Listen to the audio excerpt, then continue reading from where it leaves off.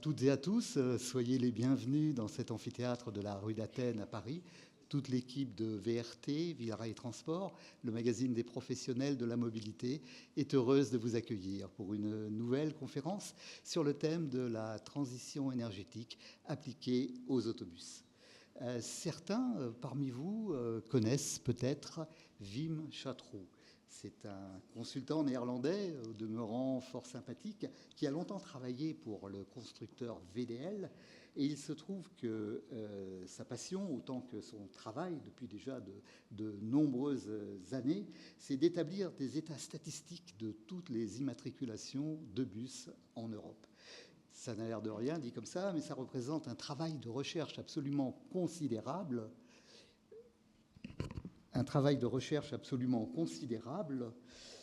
Et personne d'autre ne fait ce travail, mais en revanche, c'est une source d'information que tout le monde utilise dans la profession parce que c'est la seule base de données véritablement exhaustive. En compulsant les chiffres de Wim, on découvre qu'en Europe, en 2023, le bus électrique à batterie se taille véritablement la part du lion dans la transition énergétique avec 40,8% des nouvelles immatriculations. Derrière, on trouve l'hybride, 19,5%, le gaz, 11,2%, et enfin l'hydrogène avec un tout petit 1,4%. Si l'on reprend maintenant les 10 dernières années, ce sont 19 000, et pour être vraiment précis d'ailleurs, 19 009 bus électriques à batterie qui sont arrivés sur les réseaux européens. La France occupant le 3e rang avec 10,4%, derrière la Grande-Bretagne et derrière l'Allemagne. Et si la France figure dans le trio de tête, c'est dû évidemment en grande partie au plan Bus 2025 mis en œuvre par la RATP à Paris. Dans ce qu'il convient d'appeler le mix énergétique, il apparaît donc clairement que le bus électrique à batterie, en quelques années, est devenu un leader incontesté. C'est pourquoi nous avons choisi ce soir d'être plus particulièrement focus sur l'environnement technique et l'écosystème du bus électrique. Et pour cela, nous aurons avec nous 4 industriels experts dans la transmission d'énergie, dans les batteries de traction et dans les infrastructures de recharge, ainsi qu'un opérateur qui demeure l'opérateur de référence à Paris et en France, et dont l'excellence est depuis longtemps reconnue à l'international. Il s'agit bien sûr du groupe RATP. Et je vous demande de bien vouloir accueillir maintenant Olivier Wittkin, directeur du développement de RATP Cap Île-de-France.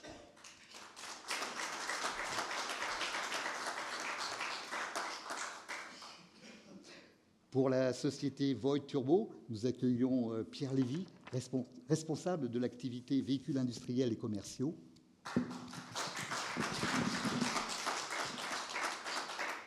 Représentant la société Forcy Power, Sébastien Ramboville-Nicole, directeur commercial et stratégie. Nous avons également avec nous, ici ce soir, Stéphane Batarière, directeur pour la France de la société Eco-Energetica. Stéphane Batarière devra nous quitter à 18h30 tout à l'heure. Vous voudrez bien en excuser. Et pour la société SBRS, rachetée il y a 2 ans par le groupe Shell, l'une des plus grandes entreprises mondiales actuelles, nous accueillons Théo Trébuchon, responsable du déploiement en France de SBRS.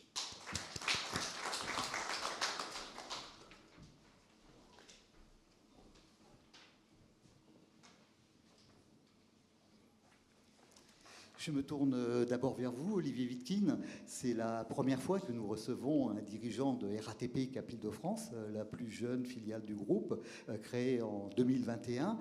Pourriez-vous nous présenter votre activité et doit-on vous considérer comme un opérateur privé nouvel entrant ? Bonjour à tous. Oui, nous avons effectivement été créés il y a 3 ans. Nous sommes une filiale du groupe RATP. Et nous avons été créés, rappelons-le, dans le contexte d'ouverture à la concurrence des réseaux de transport en Île-de-France. Nous sommes la filiale qui opère et qui opérera les réseaux mis en concurrence et à opérer sous forme de délégation de services publics. C'est la raison donc de notre création. Alors, pour répondre à votre question, nous sommes une entreprise de droit privé, nous avons des salariés en CDI, et effectivement, nous avons un héritage issu de l'expérience de RATP Dev dans la gestion de réseaux en région et à l'étranger. Donc un premier héritage, une expérience en gestion de services sous forme de délégués. Et puis, je dirais de manière plus particulière, nous sommes organisés pour pouvoir gérer les transformations nombreuses qui ont et auront lieu en Île-de-France, dont la transformation énergétique.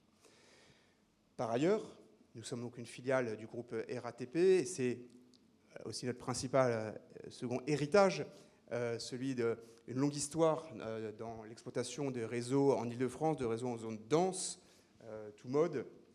Et cette appartenance et cet héritage, quelque part, nous représentons une forme de continuité dans toutes les transformations, notamment de mise en concurrence, d'une part.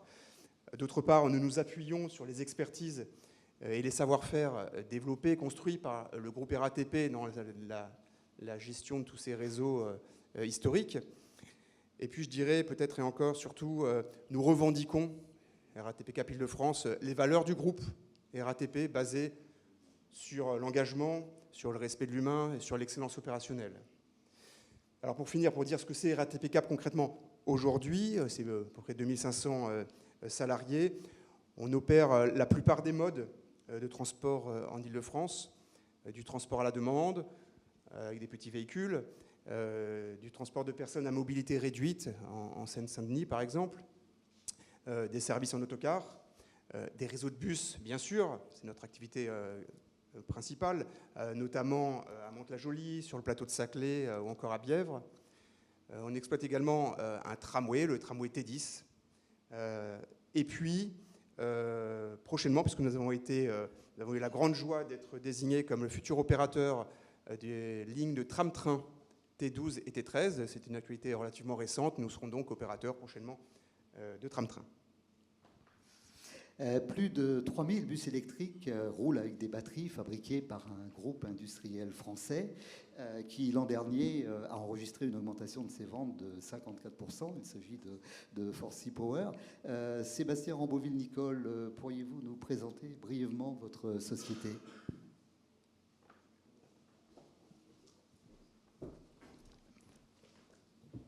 Allô ? Oui. Donc bonsoir et merci beaucoup de nous recevoir. Je suis Sébastien Ramboville-Nicole. Je suis donc en charge du développement des affaires de Forsy Power et en charge de la stratégie. Et effectivement, Forsy Power a été créé, donc est un fabricant français de systèmes de batterie pour l'électromobilité. On a été créé en 2011, donc à peu près 13 ans, un petit peu moins de 13 ans aujourd'hui. Nous sommes cotés en bourse en 2021, donc 10 ans après, et effectivement, l'an dernier, on a passé le cap des 170 millions d'euros de chiffre d'affaires, donc ça fait une belle croissance depuis notre création. Notre activité est orientée donc, vers l'électromobilité, 20% sont vers des systèmes de mobilité légers, de type 2 roues légers, donc scooter, 3 roues, et on équipe aujourd'hui plus de 130 000 véhicules légers avec nos batteries. Et du côté de la mobilité lourde, ça représente aujourd'hui 80% de notre activité. Le bus en est le principal. Les autres activités qui sont en cours de développement, c'est également le camion, le ferroviaire et également les véhicules de construction. Donc aujourd'hui, on a plus de 3500 en fait, véhicules équipés de nos batteries, plus de 3500 bus. Donc ça fait de nous en fait, le principal et le premier mondial de fabricants de batteries non chinois, parce que les Chinois sont absolument colossaux, non chinois pour les applications de bus. On fait ça notamment avec des implantations mondiales. Donc on a une grosse implantation en France et on est effectivement, on essaye toujours de s'implanter au plus près de nos clients et le marché français, le marché européen est un gros marché pour nous. On a également 4 autres implantations industrielles dans le monde. Et on développe à la fois une large gamme de produits, mais également des services, et notamment des services de financement, des services de formation, à la fois pour nos clients constructeurs de véhicules, mais également pour les opérateurs, parce que parfois l'électromobilité est quelque chose d'un peu nouveau, et donc la batterie notamment, c'est quelque chose d'à la fois cher, mais difficile à appréhender. Et on va jusqu'à maintenant offrir des services de rétrofit auprès d'un certain nombre de nos clients en partenariat avec d'autres acteurs du marché. Donc voilà, on essaie d'avoir une large gamme, d'accompagner l'électromobilité de la façon la plus agile possible, mais également la plus pertinente. Voith est un nom que tout le monde connaît dans la profession, 70 ans d'antériorité sur les boîtes automatiques à différentiel et convertisseurs de couple hydraulique spécialement conçus pour les autobus. Mais Voith, c'est aussi une longue histoire, Pierre Lévy, qui remonte à la fin du 19e siècle. Vous pouvez nous en dire brièvement un mot ? Oui, merci. Donc, l'entreprise Voith est ancienne, plus ancienne que celle qu'on vient de présenter. Elle a été créée en 1867 exactement, à l'occasion de l'exposition universelle de Paris, 1867, où le fondateur de l'entreprise a présenté un procédé assez révolutionnaire pour traiter la pâte à papier faite à partir de cellulose. Le premier métier de l'entreprise, c'était et ça reste les machines pour faire du papier, pour servir les papeteries. L'entreprise s'est développée très rapidement à la fin du 19e siècle sur le marché des turbines hydrauliques pour les barrages, puisqu'en fait les moulins à papier étaient en tout cas généralement entraînés par la force hydraulique, la force motrice des cours d'eau. Donc les turbines Voith équipent par exemple le barrage des chutes de Niagara, donc ça a été installé au début du XXe siècle. C'est deux activités assez cycliques, des activités de projet long terme. On s'est rendu compte que quand il n'y avait pas de projet, l'usine était vide, et donc on a utilisé les compétences qui ont été acquises avec ces deux métiers pour développer à partir des années 1920 une troisième branche qui est la transmission de puissance hydraulique. C'est la partie Voith Turbo. C'est donc la division dans laquelle je travaille. Donc le groupe fait aujourd'hui 22 000 personnes à peu près. Les trois divisions sont à peu près également réparties, donc environ 1,3 milliard, 1,5 milliard de chiffre d'affaires pour chacune des divisions. Voilà. Et donc la boîte automatique autobus est bien sûr une part de la division Voith Turbo. Et la société s'appelle Voith Turbo parce que la plupart des produits sont des turbomachines en fait, qui utilisent donc un système de transmission de puissance hydraulique. Une entreprise européenne créée il y a seulement 15 ans, donc beaucoup plus récemment. Eco-Energetica fabrique donc des bornes de recharge. Elle les fabrique en Pologne et emploie aujourd'hui un millier de collaborateurs. Stéphane Batarrière, en quelques mots, comment a pu croître aussi rapidement votre entreprise ? Oui, alors effectivement, Philippe, merci tout d'abord pour cette invitation à présenter Eco-Energetica. Donc Eco-Energetica, c'est une société polonaise qui conçoit et fabrique des bornes de recharge courant continu, donc ce qu'on appelle plus communément des superchargeurs. Et elle a été fondée par deux ingénieurs qui ont commencé dans les courants alternatifs, qui ont développé un chargeur AC. En 2009, il n'y avait pas vraiment de marché sur l'AC, et notamment en Pologne, puisque c'était surtout les véhicules légers et particuliers. Alors ils sont passés sur le DC, et l'entreprise a connu une accélération en accompagnant le déploiement de bus électriques en Pologne, notamment avec Solaris, et puis ensuite à l'extérieur des frontières polonaises, en Allemagne, dans les pays nordiques. Et l'entreprise a connu une croissance au fur et à mesure du temps, dans les 15 années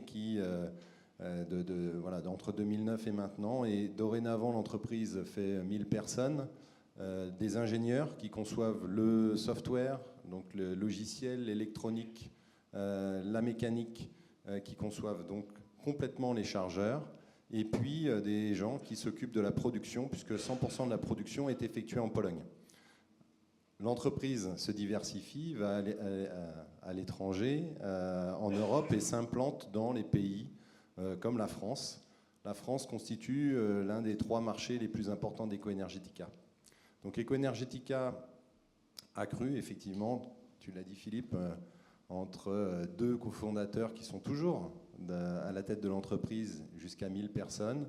L'ambition, c'est d'être complètement autonome dans le déploiement des solutions de recharge, à savoir que de plus en plus on internalise des activités, et notamment le next step, et on y reviendra plus tard, sur les modules de puissance. Voilà en quelques mots la présentation d'Eco-Energetica, la fiche d'identité d'Eco-Energetica. Alors nous allons passer maintenant à SBRS. SBRS, une filiale depuis 2 ans du groupe Shell. Théo Trébuchon, donc vous représentez SBRS. C'est une entreprise qui est issue du monde ferroviaire. Vous avez fait votre premier chargeur mobile pour autobus il y a 13 ans. C'était pour Aix-la-Chapelle. Et aujourd'hui, vous avez plus d'1 millier de points de charge, je crois, un bus dans une 50aine de villes européennes. Et vous aussi, vous avez la volonté de vous déployer en France. Alors racontez-nous un peu cette aventure également. Exactement. Donc, tout d'abord, merci Monsieur Hérissé pour l'invitation et VRT pour nous permettre de discuter aujourd'hui dans cette salle. Donc, pour ce qui est de SBRS, laissez-moi vous conter l'histoire de SBRS. Donc, créé à la base dans le groupe Julius Pinch en 1843, avec cet ADN issu du ferroviaire. Cette société, Julius Pinch, était spécialisée en particulier dans tout ce qui est module de puissance, convertisseur de puissance dans le milieu du ferroviaire. A pu ensuite joindre et intégrer le groupe Schaltbau. Peut-être mes collègues du ferroviaire connaissent cette entité-là. Et c'est donc en 2011 des premiers projets, ce passage, on va dire, du chemin de fer à la route via ces bus, via ces infrastructures de recharge pour bus électriques, avec à Aix-la-Chapelle le premier chargeur, donc de 30 kW, 60 kW aussi, pour la ville d'Aix-la-Chapelle. Fort de cette expérience, de cette première activité dans le domaine du transport de voyageurs, c'est en 2013 et 2015, on a pu aussi avoir un projet, par exemple, avec la ville de Münster et des premières bornes de recharge jusqu'à 500 kW. Et c'est en continuant de cette expérience, cet apprentissage avec les opérateurs de transport, que l'entité SBRS a été créée au sein de ce groupe-là, pour ensuite, effectivement, être rachetée il y a de ça 2 ans par le groupe Shell, pour en faire, on va dire, le bras armé en tant que déployeur de solutions de recharge pour les opérateurs de transport, mais aussi pour les poids lourds et les transporteurs de marchandises dans le milieu du poids lourd électrique. Juste pour revenir effectivement sur différents chiffres, SBRS, c'est peut-être un nom qui ne vous dit pas forcément grand-chose, mais c'est déjà 1 millier de points de charge, comme vous le disiez, Monsieur Hérissé, partout en Europe, une quarantaine de dépôts de bus déjà répartis partout en Europe, avec une forte concentration en Allemagne. Et c'est fort de ces compétences-là, de cette vision et cet ADN du ferroviaire, c'est plus d'une décennie d'expérience dans les bus électriques, que l'on se déploie à l'international. Donc des premiers projets remportés, déployés notamment à Bruxelles, Vienne, j'y reviendrai plus tard. Et c'est donc fort de cette volonté qu'on souhaite se déployer en France, d'où ma venue aujourd'hui pour cette conférence. Et juste pour terminer, effectivement, pour vous donner un petit peu de détails, SBRS, c'est, on va dire, une activité un petit peu spécifique. On est effectivement fabricant de solutions de recharge, mais aussi intégrateur et exploitant. La volonté du groupe Shell derrière ça, c'est effectivement d'avoir, on va dire, une connaissance et une expertise sur toute la chaîne de valeur.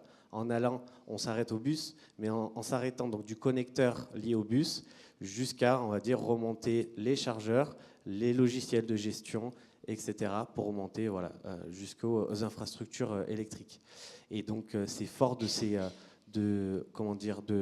volonté-là que l'on se base sur 3 piliers. C'est donc concevoir, mettre en œuvre et opérer. Alors, depuis une dizaine d'années, le groupe RATP s'est résolument engagé dans la transition énergétique, notamment à Paris avec l'ambitieux plan Bus 2025, pour convertir la totalité des dépôts à l'électrique ou au gaz. Olivier Wittkin, où en sommes-nous aujourd'hui, pas seulement à Paris, mais aussi en France? Quel bilan dresseriez-vous et quel est votre retour d'expérience? Alors avant de vous répondre, laissez-moi vous resituer dans le contexte. À l'époque, donc il y a à peu près une dizaine d'années, à quelques mois près, Île-de-France Mobilité, anciennement le STIF, décidait la sortie du diesel pour tous ces réseaux bus en Île-de-France. Et c'est dans ce cadre-là que la RATP est devenue le premier opérateur au monde à opérer une transition à une telle échelle. On parle à peu près environ de 5000 bus. Au moment où on se parle, ce sont 850 bus électriques qui roulent sur le réseau RATP que vous connaissez tous ici. Vous êtes probablement venus en transport en commun. En tout cas, je vous le recommande pour la prochaine fois. C'est ce que nous avons fait. 850 bus électriques, 1400 bus qui roulent au gaz et 1100 bus hybrides. Tout ça s'est opéré à partir de 13 centres bus, donc centres opérationnels bus, on appelle ça des COB électriques, et 13 centres bus gaz. Tout ça, donc, ça a été réalisé en une dizaine d'années, donc on est largement avancé, même si on a encore des bus qui arrivent pour être fin prêt en 2025 avec une transition complète. Il n'y a pas que le réseau historique, réseau dense de Paris et Petite Couronne, c'est également en Grande Couronne. En ce moment, RATP Cap Île-de-France, nous finalisons la transformation énergétique de nos centres-bus en gaz également. Donc ça, c'est pour dans quelques semaines. Cette opération grande échelle s'est faite parfois avec des péripéties, en disant on a beaucoup appris, et donc le groupe a su construire et consolider une expertise assez robuste. Ça nous a également permis d'accompagner une filière en construction qui s'est développée, et on a un certain nombre de représentants ici, et donc tout ça a été un vaste mouvement, et tout ça nous a également permis donc de déployer tout ce savoir-faire acquis au-delà des frontières historiques de la RATP.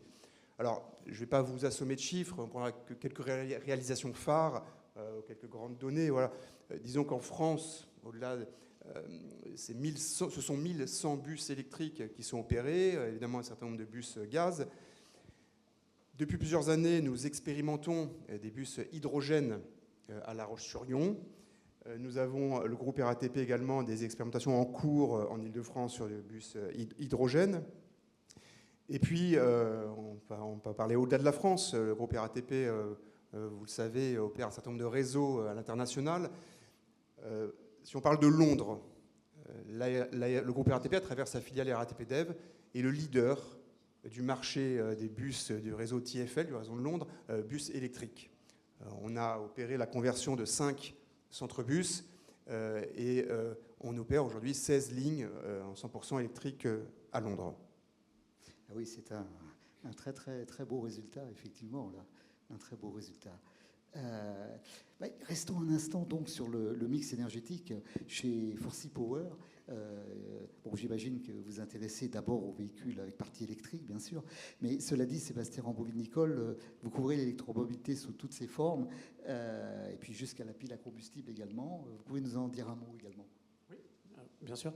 Donc, notre positionnement vis-à-vis de nos clients, c'est d'être leur partenaire dans l'électromobilité. Donc, une grande majorité des projets aujourd'hui sont avec des bus électriques qui vont avoir une batterie capable d'effectuer tout le service de la journée et de se recharger au dépôt le soir. Donc ça, on va dire que c'est la grande majorité, mais il y a également des projets qui vont vouloir utiliser de la charge rapide. Donc le dernier en date qu'on a livré, mais le projet lui-même n'est pas encore livré parce que le constructeur a des difficultés, c'est un projet sur lequel le bus fait 24 mètres. La batterie est capable de se recharger jusqu'à quasiment 1 MW de puissance. C'est énorme. Vous qui faites des chargeurs, ça fait pas mal. Et là, dans ces cas-là, on a effectivement la batterie qui va aller se recharger en bout de ligne, capable de faire tout le circuit de la ligne, et elle va aller se recharger, on va dire 20 fois, 30 fois, 40 fois, juste en bout de ligne, ou parfois à certains arrêts intermédiaires. Donc ces charges très rapides nécessitent des batteries assez spécifiques que nous développons également. Et il y a également des projets sur lesquels on va, et notamment les projets de trolleybus, donc il y en a moins en France que dans d'autres pays, mais pour lesquels le bus est en fait sous caténaire. Mais quand on veut étendre la ligne, on se pose la question, est-ce que j'étends la caténaire ou est-ce que juste je mets une batterie pour être capable de faire quelques arrêts supplémentaires? Donc ça, c'est également un mix énergétique qui se développe pas mal dans les pays de l'Est, également en Amérique du Nord. Et vous avez effectivement mentionné la pile à combustible. Alors, la pile à combustible, en fait, c'est un véhicule électrique. La chaîne de traction est électrique. Et on y ajoute effectivement une pile à combustible pour aller générer à bord l'électricité qui va permettre de faire la traction. Et ces systèmes-là ont toujours besoin également d'une batterie. Également, dans ces cas-là, d'une batterie de puissance qui va venir uniquement faire le tampon, je dirais, entre la pile à combustible qui aime avoir un régime permanent et le bus qui, lui, va avoir son stop-and-go régulier. Et donc, on est vraiment présent et on a développé une gamme qui permet à un constructeur de venir nous voir pour chacun de ses projets et il bénéficiera, dans ces cas-là, d'une interface unique. Une fois qu'il a intégré une batterie, un type de batterie avec nous, le travail sera énormément facilité pour les batteries suivantes. Et en termes de format, de batterie pour les installer, mais également en termes de communication avec la batterie. Vous évoquiez à l'instant l'IMC, l'In-Motion Charging, et bon, qui est un petit peu utilisé sur les réseaux de trolleybus de Lyon, Limoges et Saint-Étienne. Mais en fait, on n'a pas de réseau neuf en France. Olivier Wittkin, est-ce qu'éventuellement ce serait une solution que vous pourriez être amené à étudier, à regarder? Y aurait-il une pertinence à créer un réseau neuf comme ça a pu se faire dans d'autres pays? Enfin, je pense à la République tchèque en particulier. Oui, dans le monde, les transports en commun sont en plein développement et il y a un certain nombre de villes qui créent des réseaux entièrement neufs d'un coup. Et parfois, on part de rien. Je pense à l'Arabie Saoudite, à Riyad, le RATP en train de mettre en place un réseau de 4000 bus. Voilà, donc ça arrive. Alors c'est l'exemple extrême. Ils ne font pas les choses à moitié, les Saoudiens. Mais il y a d'autres villes du monde où on a des forts développements. Au-delà de ça, le smart charging, on en reparlera peut-être un peu plus tard, mais c'est quelque chose qu'on regarde avec beaucoup d'attention, parce qu'il y a encore beaucoup de progrès à faire pour opérer des réseaux de bus à énergie propre. Alors cela dit, le mix énergétique ne se résume pas à l'électromobilité. Le gaz donc en est bien évidemment partie intégrante. Olivier Wittkin, vous nous le rappeliez tout à l'heure par rapport au plan Bus 2025. Et c'est pourquoi le moteur thermique n'a sans doute pas dit son dernier mot. Alors Pierre Lévy, Voith n'a pas hésité à investir 50 millions d'euros pour sortir sa nouvelle boîte Divanext. La boîte automatique pour le bus interurbain également, ça devient un must avec un moteur thermique. Effectivement, oui, l'industriel que nous sommes doit, d'une part, sentir les choses qui viennent. Ensuite, on a une enveloppe de ressources qu'on doit affecter à différents canaux. Donc, on a effectivement entrepris le développement d'une nouvelle génération de boîtes automatiques destinées à des moteurs thermiques, qui s'appelle la Divanext, qui a été lancée sur les marchés à l'automne 2022. Donc, ça fait à peu près, pas tout à fait 2 ans, qu'on est présent avec un constructeur pilote qui est Iveco, qui propose donc des véhicules gaz ou diesel avec notre boîte qui a une micro-hybridation 48 volts, qui peut être fournie sans la micro-hybridation, et qui offre des gains très significatifs en termes de consommation, d'agrément d'utilisation. C'est une boîte qui va nous permettre aussi de nous développer sur un marché effectivement qui est en croissance, même si le marché du thermique global est en baisse. C'est la part d'équipement de boîtes automatiques sur l'interurbain, qui est aussi un deuxième axe très important pour nous. Donc ça nous permet d'être présents aujourd'hui puisque Île-de-France Mobilité a annoncé qu'ils allaient engager un plan de remplacement ou de renouvellement de la flotte à hauteur de, je crois que c'est 3500 bus sur 4 ans à peu près, 2025 à 2028, voilà 4 ans. Et il y aura une part très significative qui sera équipée de moteurs gaz. Donc on pense qu'il y aura plus de 50%, si la législation le permet, équipés en moteur thermique. Donc notre objectif, c'est de capturer les 70% d'autobus thermiques qui vont être achetés, autobus gaz qui vont être achetés par IDFM pour la grande couronne parisienne. En fait. En plus, bien sûr, tous les réseaux qu'on sert en France. Donc aujourd'hui, il y a à peu près, pour parler de l'urbain uniquement, il y a à peu près 17 000 autobus urbains en France. Donc nous, aujourd'hui, on a, toute génération confondue, 9 000 boîtes à peu près en service. Donc on est à peu près à 50% de part de marché, un petit peu en dessous en réalité. Et aujourd'hui, donc, on sert, avec la boîte Diva, on a, en client utilisateur, on a 70 réseaux à peu près en France, dont 20 réseaux de classe 1, donc qui sont des réseaux de plus de 250 000 habitants, donc des agglomérations importantes. Et donc cet ensemble de 70 réseaux dessert environ 25 millions de personnes. Donc on est très présent, je dirais, sur le marché et sur le terrain du bus.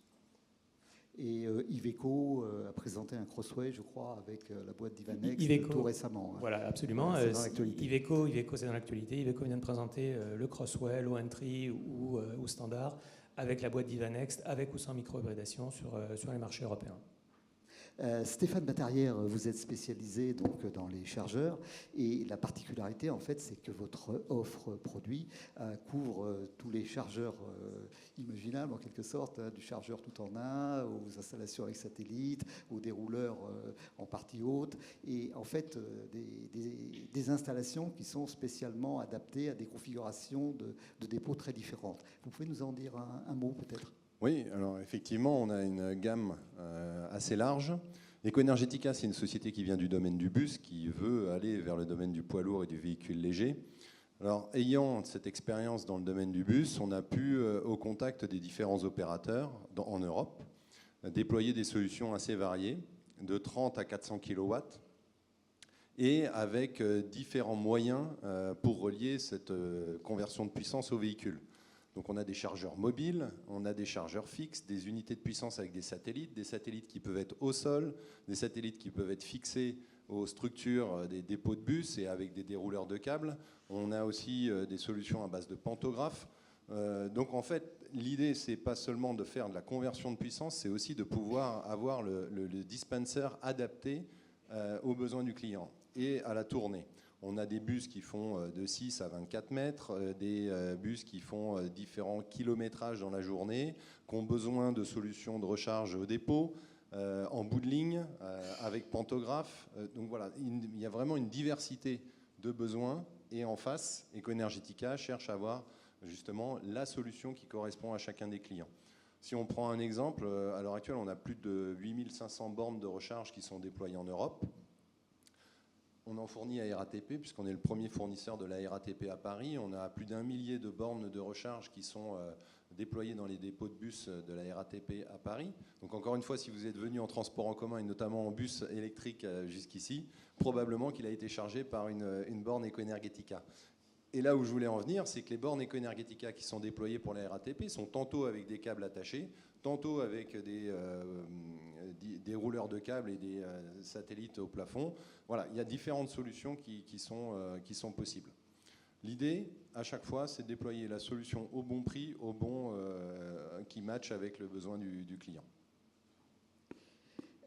Donc on comprend bien que chaque opérateur, chaque métropole, finalement, va avoir des besoins différents et qu'il faut une solution sur mesure pour chaque client. À telle enseigne, Théo Trébuchon, que chez SBRS, vous proposez des installations clés en main. Il y a donc bien une réelle complexité de l'écosystème recharge électrique pour l'opérateur. C'est ça exactement. Et je vais tout d'abord reprendre ce premier mot, on va dire écosystème, qui est le plus important. Parce qu'effectivement, pour les opérateurs de bus, pour les métropoles, c'est un vrai challenge que de comprendre cet écosystème de la recharge électrique. Et donc effectivement, comme le disait mon confrère Stéphane, l'infrastructure de recharge, la borne de recharge est un pan de cet écosystème-là. Mais il faut aussi prendre en compte la conception du site. Il faut aussi reprendre en compte toute la partie logicielle, communication avec le bus et la borne de recharge, mais aussi donc toutes les infrastructures annexes, que ce soit d'un point de vue infrastructure de puissance, le réseau HTA, les courants forts, courants faibles, etc. Et donc finalement, tout cet écosystème, c'est d'une complexité qui est parfois difficile à appréhender pour certains opérateurs, pour certaines métropoles, et c'est aussi, avec cette complexité qu'on est obligé d'arriver avec un genre de solution sur mesure pour chaque opérateur. Et donc, finalement, derrière tout ça, l'idée, c'est non pas d'arriver seulement avec des systèmes et des bornes de recharge, mais aussi d'arriver avec un écosystème complet, comme je le disais tout à l'heure, 3 piliers. Donc, ça va être de concevoir avec l'opérateur de bus, que ce soit d'un point de vue hardware, on va dire, mais aussi d'un point de vue design du site, comprendre les opérations sur site, comprendre le rythme des tournées, comprendre quelles sont les opérations sur site. On va avoir la partie mettre en œuvre, ça va être effectivement installer ces infrastructures de recharge, installer et gérer cette infrastructure de puissance, la connexion au réseau. On sait que c'est un vrai challenge aussi de pouvoir obtenir l'énergie nécessaire pour ce type de solution-là. Et on va être aussi et surtout sur la partie opérée. Donc on le sait très bien, le cœur du problème, c'est de pouvoir tous les matins faire tourner tous les bus et permettre donc aux différents citoyens de pouvoir se déplacer d'un point A à un point B, comme vous si vous aviez pris les bus électriques de la RATP aujourd'hui. Et l'objectif derrière tout ça, c'est effectivement d'assurer, et donc dans cet écosystème, de permettre, on va dire, une fluidité, une interopérabilité de tous ces pans de cet écosystème pour être sûr de tout faire fonctionner ensemble. Et c'est là où SBRS a souhaité se mettre en place et on va dire avoir cette expertise en tant qu'intégrateur, en tant qu'exploitant et en tant que fabricant de bandes de recharge. Pour continuer là-dessus, un sujet important aussi, c'est donc on subit actuellement une transformation profonde, que ce soit des systèmes, que ce soit des infrastructures, mais aussi au niveau des opérations et des personnes. Et c'est aussi un sujet important pour les opérateurs de bus, de pouvoir donc convertir les bus à l'électrique, mais aussi de convertir leurs équipes, leurs hommes à ces nouvelles énergies. Et donc, on le voit, il y a une vraie valorisation que justement, pour les opérateurs, les techniciens sur site, d'être expertisés sur ces solutions de recharge, pouvoir faire par exemple les premières interventions sur site, les premières maintenances préventives et curatives, mais aussi pour les chauffeurs de bus, de comprendre au mieux ces bandes de recharge, de pouvoir avoir cette vision éco-conduite au niveau des bus. Et tout ça passe par de la formation, de l'expertise et une compréhension de tout cet écosystème. Et c'est là, et cette vision-là que souhaite véhiculer SBRS dans cette activité. Revenons maintenant à la transition énergétique appliquée au transport en région Île-de-France. Olivier Wittkin, où en sommes-nous aujourd'hui en termes de gouvernance? Comment travaillez-vous avec Île-de-France Mobilité et quid des financements et de l'évolution de la réglementation? Alors, vous le savez, aujourd'hui, l'essentiel des politiques, enfin l'intégralité des politiques, sont décidées par les autorités organisatrices de mobilité, donc Île-de-France Mobilité pour l'Île-de-France. Et donc, je disais tout à l'heure, une dizaine d'années, Île-de-France Mobilité a décidé de sortir du diesel. Pour se redire ce que ça signifie, on parle d'un des réseaux les plus denses du monde, le réseau francilien, qui va du cœur Paris jusqu'à la Grande Couronne. C'est 1900 lignes de bus. Et donc, ce sont à travers les contrats sous forme avec la RATP historique en monopole d'un côté et de plus en plus au gré des mises en concurrence à travers les contrats de délégation de services publics que l'autorité organisatrice décide et prescrit les transformations énergétiques et donc les finances dans ce cadre-là. Les grands objectifs, je disais tout à l'heure, d'ici 2025, c'est l'intégralité de la zone urbaine francilienne, donc la zone RATP, qui sera 100% énergie propre. D'ici 2029, c'est toute l'Île-de-France. Aujourd'hui, c'est à peu près 40% à l'échelle de l'Île-de-France qui est converti gaz ou électricité. Donc les 3500 bus dont vous parlez, c'est ceux qui, d'ici 2028-29, permettront de couvrir 100% du réseau. Et puis l'objectif ultime, c'est 2050, c'est l'ensemble des modes de transport en Île-de-France qui seront propres. Alors, il y a cette impulsion très volontariste d'Île-de-France Mobilité, et puis il faut également rappeler en contexte l'impulsion portée par l'Union européenne et dire que depuis plusieurs années, on observe une accélération des directives européennes qui poussent et donc de plus en plus vite à la transition. Donc il y a une quinzaine d'années, on était sur des obligations de l'ordre de 1/4 de renouvellement des flottes au moment de leurs achats en énergie propre. On est passé à la moitié. Au moment où on se parle, il y a des obligations, pour faire simple, je simplifie, d'acquérir la moitié des parcs en bas ou très bas émissions gaz à effet de serre, et l'autre moitié en zéro ou très bas émissions de gaz à effet de serre, et l'autre moitié en basse émission.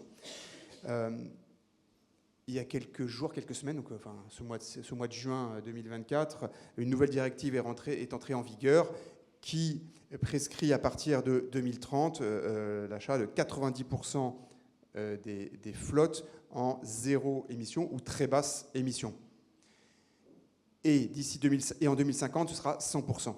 Donc, quand on parle de zéro émission ou très basse émission, ça exclut le gaz. On parlera d'électrique, voire d'hydrogène. On sera dans ces technologies-là. Donc, tout ce mouvement-là il y a plusieurs impulsions. Le temps a plutôt tendance à s'accélérer. Et donc, le rôle d'un opérateur comme groupe RATP ou tout autre opérateur dans ce cadre-là, c'est d'apporter son expertise à ces changements. Donc, je le disais tout à l'heure, toutes les expériences qu'on a acquises et les savoir-faire qui ont été développés. Et puis, c'est aussi de concevoir des réseaux, des services de transport et des plans d'exploitation autour de ces nouvelles énergies. Puisqu'une fois qu'on a un nouveau système, une fois qu'on l'a décidé et financé, eh bien, il faut acheter des carburants, donc il y a une question d'achat et d'approvisionnement. Et il faut entretenir les infrastructures, principalement de charge, dans la durée. Et puis, je dirais, il faut adapter les conditions d'exploitation autour de ces énergies. Des financements, ils sont pour l'essentiel, ils existent. Il y a les certificats économie d'énergie, il y a des incitations et des subventions européennes ou nationales. Il y a des zones de préoccupation, en tout cas d'attention qu'on a. Par exemple, je citerai la suppression programmée de l'Arenh, donc l'accès régulé à l'énergie nucléaire dont bénéficient notamment les opérateurs de transport, donc qui est programmé d'ici 3 ans. Donc ça, c'est un point d'attention puisque ça va impacter fortement tout cet écosystème financier, cet équilibre de l'électromobilité publique. Donc c'est quelque chose évidemment qu'on regarde de très près. Et puis au-delà, je dirais que les réflexions auxquelles on contribue en tant qu'opérateur vont tourner autour de beaucoup des batteries. Il y a toute la logique d'optimiser les batteries pendant leur première vie, et puis ensuite de réfléchir à leur seconde vie. Alors on est soit dans les réutilisations pour du stockage plus basique, soit dans les recyclages. Et donc il y a encore un certain nombre de sujets devant nous. Une question annexe peut-être. Est-ce que vous ne pensez pas qu'on est peut-être sorti un peu trop vite du diesel, compte tenu de tous les efforts qui avaient été faits au niveau Euro 6? On voit, je parlais de l'accélération du temps. Il y a une volonté, enfin, il y a une aspiration sociétale, je pense, une prise de conscience publique, enfin, de l'ensemble des concitoyens. Et donc, je pense qu'il y a des choses qui s'inscrivent dans l'air du temps. Et aujourd'hui, de fait, les opérateurs, enfin, en France, à l'étranger, arrivent à suivre, hein, enfin, l'ensemble de l'écosystème, hein, de tous les partenaires et tous les équipementiers, voilà, arrivent à suivre. Et donc, en fait, il y a toute une filière qui peut-être... Enfin, qui a réussi à relever le défi de s'organiser. Alors, c'est pas fini, mais voilà, aujourd'hui, qui est plus que crédible de s'organiser. Et même, je dirais, pour parler de la filière France, d'exporter dans le monde. Donc, en fait, on y arrive, on a réussi.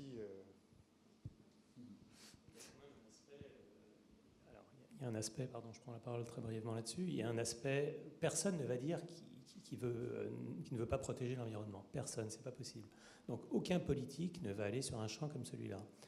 Après, moi, j'ai assisté à pas mal de réunions, de conférences, dans le club VRT en particulier. Je n'ai pas entendu beaucoup de chiffres. Et je pense qu'on devrait quand même citer quelques chiffres pour ramener un peu à la réalité. Alors moi, j'ai quelques chiffres en tête. Par exemple, en 2022, la consommation de produits pétroliers hors gaz pour les transports collectifs de personnes, c'était 7,7 TWh. Un réacteur nucléaire de 1300 MW, il produit dans l'année 9 TWh à peu près. Maintenant, les transports individuels, les produits pétroliers pour les transports individuels en voiture, c'était 288 TWh. Voilà. Donc vous voyez que si on veut faire tout électrique, et les bus, et les voitures, et ben, on ne va pas y arriver. Donc il y a des alternatives dont la vertu a été démontrée. Donc on pense au gaz, nous, hein, évidemment. Vous avez cité le diesel Euro 6. On a également eu un problème de ce qu'on a appelé le diesel bashing, hein, qui a été finalement une conséquence d'une mauvaise politique industrielle d'un industriel allemand, hein, qui fait des voitures, voilà, mais qui a perturbé toute la filière. Nous, on est des industriels. Donc, comme j'ai dit tout à l'heure, on doit orienter, on doit flécher, comme on dit, les ressources dont on dispose. Donc, on a choisi, nous, il y a une dizaine d'années environ, de continuer un développement d'une boîte de vitesse destinée à des moteurs thermiques, parce qu'on pense que, même si effectivement il y a des objectifs, donc je crois que c'est... alors il y a plusieurs choses qui sont arrivées. Là, effectivement, maintenant, on nous dit en 2030, donc pour l'instant, comme a dit Olivier, Pour l'instant, c'est-à-dire depuis le 1er janvier 2024, quand on renouvelle une flotte sur un réseau de classe 1, donc typiquement évidemment la RATP, enfin l'Île-de-France Mobilité, il faut qu'il y ait 50% des véhicules qui soient remplacés, qui soient à zéro émission. D'accord ? Là-dedans, on n'entre pas les bus gaz. Le reste peut être des bus gaz. Voilà. Et puis plus rien en thermique, XTL, HVO, etc. C'est-à-dire qu'en fait, le marché, il est passé là au maximum jusqu'au 31 décembre 2023. Non, c'est 2025, pardon, je crois. Hein. Mais bon, jusqu'au 31 décembre 2024, disons, on pouvait avoir 75% on pouvait avoir, si on renouvelait 100 bus, on pouvait avoir 75 bus qui étaient avec des moteurs thermiques, que ce soit des moteurs diesel ou des moteurs gaz. Et donc là, on a un tiers du marché qui disparaît, on n'a plus que 50%. Donc l'industriel doit réagir. L'industriel doit... Ensuite, on a effectivement la directive, et je termine là-dessus, la directive 2030, qui peut être quand même revue et qui est appelée à être revue en 2027, je le rappelle, hein, qui prévoit effectivement que 90% des véhicules doivent être à zéro émission à l'horizon 2030. Ce qui pour l'industriel est évidemment un problème. Et qui pour l'environnement est un peu un problème aussi, je pense d'ailleurs, mais c'est un autre sujet. Mais alors, les industriels pourraient-ils proposer justement des modes de commercialisation qui aident au financement ?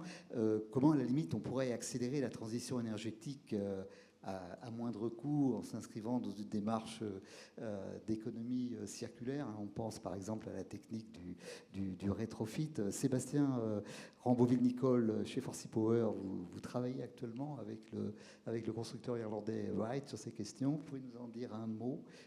Où en êtes-vous aujourd'hui ? Oui, alors, vous avez cité le fait que le temps s'accélère. Effectivement, on veut renouveler les flottes de plus en plus en électrique, voire même parfois on voudrait se fixer des objectifs qui vont au-delà d'un taux de renouvellement normal. C'est-à-dire on renouvelle sa flotte, par exemple, 10%, 7%, 10%, 15% par an. Mais en fait, on voudrait augmenter même plus vite que ça la flotte en électrique.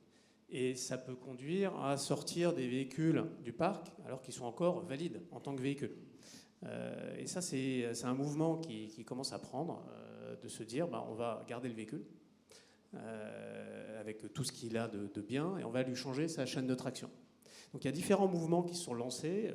En France, notamment, il y a un certain nombre d'acteurs qui le font d'un point de vue design, implémentation, mais qui sont des acteurs qui ne sont pas des constructeurs eux-mêmes. C'est plutôt des ingénieries qui vont ensuite trouver des partenaires pour effectuer la transformation des véhicules. Le rétrofit, ça consiste à enlever la chaîne de traction diesel et puis mettre une chaîne de traction électrique. Il y a des acteurs en Irlande, en l'occurrence en Angleterre, qui ont pris le taureau par les cornes de leur côté en se disant « je fabrique des véhicules électriques, certes, mais le marché et mes clients et les flottes, donc globalement, viennent me voir en disant « est-ce que vous ne pourriez pas me transformer mes véhicules diesel en véhicules électriques ?» Et ils ont dit banco, qui viennent, un de nos principaux clients aujourd'hui, viennent d'annoncer cette semaine une usine dans laquelle ils ne vont faire que transformer des véhicules diesel, venant de chez eux ou venant d'ailleurs, en véhicules électriques. Donc ça, c'est un autre mouvement qui a une première vertu, c'est de diminuer le coût d'électrification, parce qu'on garde déjà tout ce qui fonctionne déjà. On ne va pas aller refabriquer l'ensemble du véhicule, juste changer la chaîne de traction. Donc il y a vraiment un avantage de coût, il y a évidemment un avantage en termes d'économie circulaire, c'est-à-dire qu'on va réutiliser et pousser au bout tout un véhicule qui, sinon, s'il faut le sortir du marché au bout de 5 ans alors qu'il a 15 ans de durée de vie, c'est un peu dommage. Donc il y a quand même beaucoup de vertus à tout ça. Néanmoins, c'est toujours un coût, comme vous le dites. L'électrification, c'est un coût, puisque effectivement, la chaîne de traction électrique coûte plus cher qu'une chaîne de traction diesel. En revanche, elle génère beaucoup d'économies sur le futur. Donc on a mis en place également des systèmes de financement, tout simplement de la location, où plutôt que d'aller payer l'ensemble de la chaîne de traction ou l'ensemble du véhicule au premier jour, on va aller étaler son paiement dans le temps. Et donc pour ça, on a créé avec EDF notamment une société qui s'appelle Neoté Capital et qui vient pour justement financer la transition énergétique de cette manière-là, en permettant d'avoir une location du bus électrique ou une location juste de la batterie si nécessaire. Donc avec ces deux modes-là, à la fois on permet de réduire le coût et de l'étaler dans le temps. Donc ça permet de rendre les choses plus faciles à gérer, surtout quand on doit aller vers une transition assez massive des flottes. Le rétrofit, Olivier Wittkin, est-ce que ce serait pertinent à la RATP ? Ce que je voulais prendre sous un autre angle, je voulais rassurer le contribuable présent dans la salle et éventuellement l'écologiste également. Effectivement, il y a des solutions souples comme le rétrofit qui est utilisé principalement en France. Et il y a aussi, et d'abord et avant tout, des autorités organisatrices qui anticipent et qui ont des vocations programmatiques. Et ces transformations-là, elles s'opèrent, ces transitions, sur un temps relativement long. Et en fait, comme je voudrais rassurer le contribuable, il n'y a aujourd'hui en France, et en particulier en Ile-de-France, aucun bus qui serait écarté d'un réseau, d'une exploitation et mis à la casse avant sa fin de vie, classiquement entre 15 et 20 ans. Donc les choses, elles arrivent à être anticipées, et donc elles sont réalisées comme il le faut, avec une force publique qui, encore une fois, programme ça sur un temps correct. Et effectivement, en complément de ça, on peut rétrofiter. Alors, on a moins ce besoin-là, pour répondre à la question, en Ile-de-France et à la RATP, pour les raisons que je viens d'évoquer. On l'observe plus, peut-être sur l'interurbain, sur les autocars, sur des villes... Sur l'interurbain, sur les bus scolaires. Sur les bus scolaires, sur des plus petites villes de province. Pour vous rassurer aussi, effectivement, quand on le fait, c'est que c'est rentable, en fait. C'est que c'est rentable pour le contribuable et pour tous, parce qu'une fois qu'on est sur un véhicule électrique, il consomme beaucoup moins, il consomme que l'électricité, qui coûte beaucoup moins cher au kilomètre. Hein. Donc tout ça, c'est fait de toute façon toujours de manière rentable, effectivement. Mais ça concerne les bus scolaires pour la France, ça concerne l'ensemble, enfin un grand nombre de bus différents. Là, Redbus a parlé de 1000 bus, par exemple, à les transformer. Et là, ce sont des bus urbains tout à fait classiques, à double étage, etc. Enfin, c'est des vrais bus, quoi. Stéphane Batarière, je sais que vous devez nous quitter à 18h30, donc je vais vous donner la parole tout de suite. Vous rappeliez là, il y a quelques instants là, que vous étiez donc le premier fournisseur en chargeurs de la RATP, avec donc 1000 chargeurs dans les centres bus parisiens. Vous avez remporté un appel d'offres sur la RTM à Marseille également, je crois, tout récemment. En fait, vous êtes un directeur France comblé en fonction justement des appels d'offres que vous avez remportés ces temps derniers. Alors effectivement, le contrat avec la RATP nous engage, nous honore et nous engage. Et ça a été aussi un déclencheur de marques d'intérêt d'autres collectivités vers Econergetica. Et depuis un an, effectivement, on accélère. On accélère en France. On a des compléments de bornes de recharge à fournir à la RATP grâce à cette confiance. Et puis on a pu également avoir des succès à Strasbourg, à Rouen.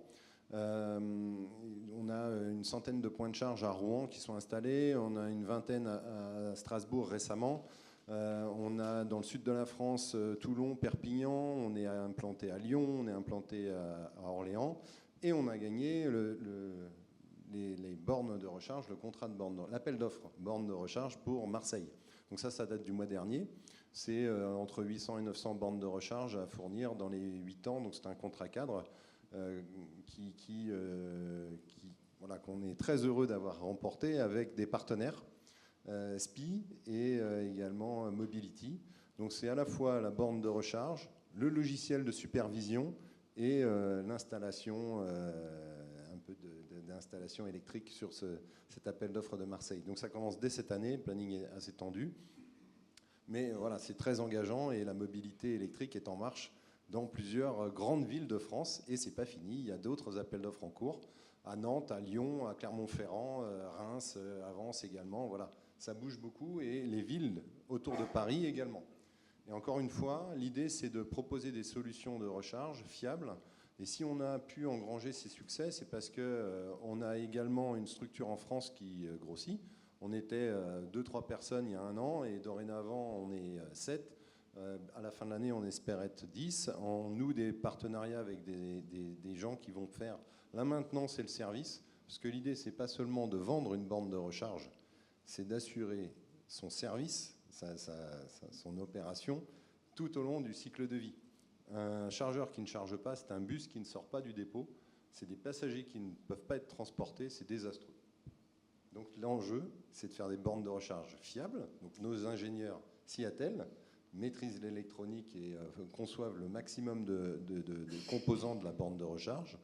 Et le deuxième aspect, c'est d'avoir une structure dédiée pour assurer le service lorsqu'il peut y avoir des défaillances. On parlait d'approche système tout à l'heure. Effectivement, l'approche système, elle est cruciale parce que un bus qui ne charge pas, ça peut venir de l'installation électrique, du chargeur, du bus, du software, d'un problème de casse, de pistolet, etc., etc. Donc cette approche système, elle est cruciale pour le succès de la mobilité électrique. Voilà en quelques mots ce qu'on pouvait dire sur les enjeux commerciaux. Et avec de bonnes nouvelles finalement. Avec des bonnes nouvelles. Donc on est comblé, oui, mais en fait c'est surtout engageant. C'est-à-dire que derrière, on ne perd pas de vue qu'il faut rester humble, que tout peut être mis en cause du jour au lendemain et qu'il faut rester sur cette tendance à avoir l'approche client au cœur de nos activités quotidiennes. Alors, un autre composant fondamental, bien entendu, qui lui est embarqué sur le véhicule, c'est la chaîne de traction. Donc, c'était la chaîne de traction électrique qui est en fait, Pierre Lévy, vous avez donc un système complet, donc moteur, convertisseur de fréquence et système de pilotage, mais qui est intéressant dans la mesure où, en termes de performance, vous annoncez une consommation inférieure à 70 kWh au 100 km pour un standard de 12 mètres en charge, ce qui est une valeur tout à fait honnête. Oui, donc le premier composant essentiel, c'est la boîte de vitesse, et après, il y a la chaîne de traction électrique quand il n'y a pas de boîte de vitesse. Donc ça, effectivement, comme je disais,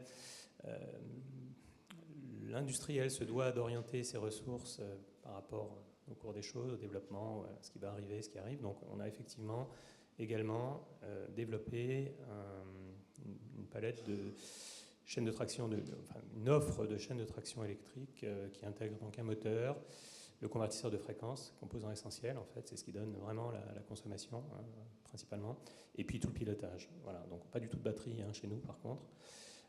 Et on a plusieurs clients, et effectivement on a 2 clients britanniques importants dont Wrightbus, qui est en fort développement et qu'on voit, je pense, arriver sur le marché continental dans pas longtemps, je pense qu'il sera là.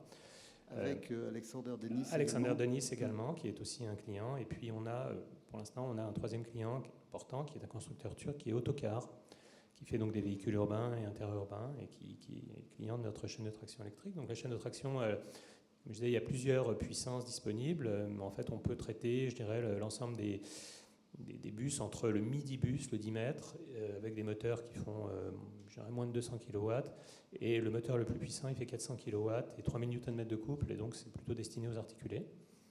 Donc en termes de consommation, oui, effectivement, il y a des essais qui ont été faits, des essais donc certifiants qui ont été faits en Grande-Bretagne, sur des véhicules Wrightbus, où on a démontré effectivement, sur un 12 mètres chargé, donc 19 tonnes, une consommation qui est d'environ 0,68 kWh au kilomètre. Donc 68 kWh au sens, qui est vraiment dans je dirais, dans les premières marches en termes d'efficience énergétique. Alors, on va quitter un instant la France, là. J'aimerais, Théo Trébuchon, que vous nous emmeniez voir quelques réalisations qui sont en cours, qui sont projetées.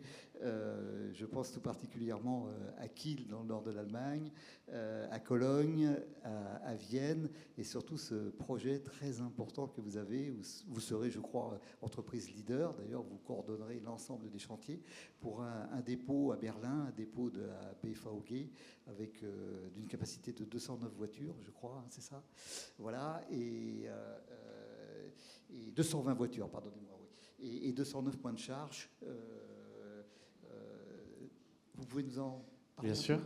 Bien sûr. Donc effectivement, nous, on a vraiment une position, on va dire, de leader sur l'Allemagne, avec des projets phares, donc à déployer, mais surtout déjà déployés. Donc pour revenir sur le premier projet, le projet de Kiel, ça représente donc 45 points de charge qu'on appelle de nuit, donc recharge par pantographe, faible puissance à 150 kW, mais aussi 21 points de charge à 450 kW, et aussi, point intéressant, 5 points de charge pour des ferries électriques pour la ville de Kiel. Donc effectivement, via cette compréhension, on va dire, du transport de personnes, de cette activité-là, on est capable aussi de déborder, on va dire, et donc de pouvoir proposer des solutions de recharge pour les ferries.